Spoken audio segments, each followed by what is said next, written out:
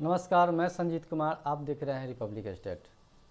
बुद्ध और धम्म के प्रथम खंड के 14वें एपिसोड में आपने सुना कि कोलियों के साथ युद्ध का प्रस्ताव पास कर दिया गया, लेकिन कुछ पक्ष ऐसे थे जो तथागत गौतम को, सिद्धार्थ को के पक्ष जो अल्पमत में थे और युद्ध नहीं चाहते थे। सभा के दूसरे दिन एक और सभा बुलाई गई सेनापति के द्वारा। सेनापति के द्वारा इस उद्देश्य से सभा बुलाई गई कि सेना में 20 से 25 वर्ष के युवाओं को भर्ती किया जाए और युद्ध की तैयारी कर दिया जाए।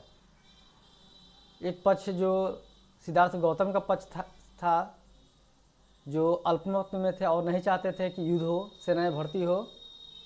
बैठक में दोनों पक्ष उपस्थित हुए।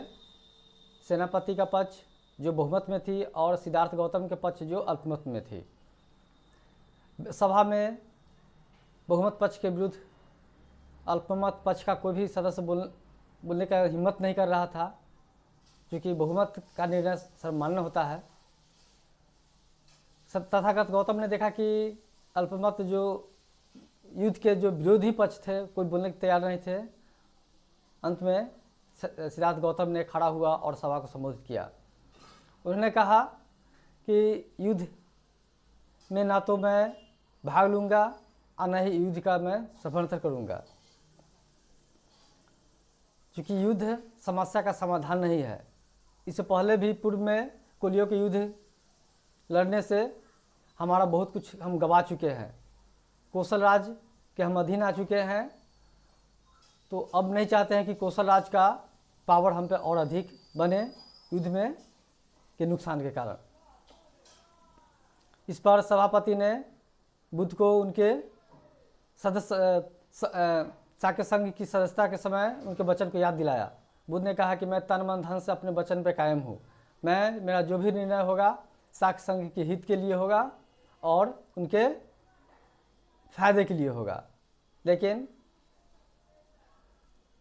बहुमत पक्ष, सेनापति पक्ष मानने के लिए तैयार नहीं थी और उनके द्वारा निर्णय लिया गया कि या तो आपको युद्ध के लिए तैयारी करना होगा, या तो मृत्युदंड या देश छोड़ना होगा, या अपने परिवार का जो संपत्ति है वो जब्त कराकर उन्हें सामाजिक बहिष्कार झेलना पड़ेगा, या आपको गृह त्याग करना पड़ेगा। अंत में बुद्ध ने अपने ना तो युद्ध में भाग लेने के लिए सहमति दी और ना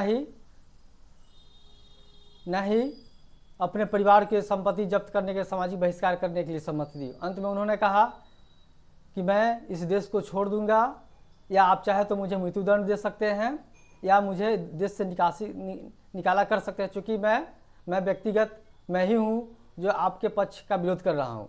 इससे ना तो मेरा परिवार इससे सहमत है और इसलिए मेरे परिवार को कुछ नुकसान नहीं पहुँचाया जाए। और इस सभा इस निष्कर्ष पर पहुंची कि बुद्ध को देश से निकाल दिया जाए, और बुद्ध ने भी सहर्ष देश से निकासी के प्रस्ताव का स्वीकार किया। धन्यवाद। मेरे अंक को आगे क्या हुआ, बुद्ध को घर से, देश से निकाला गया या कैसे क्या हुआ, इसके जानने के लिए मेरे चैनल को लाइक कीजिए, सब्सक्राइब कीजिए, शेयर कीजिए और अगले अंक को देखना न भूलें। धन्यवाद।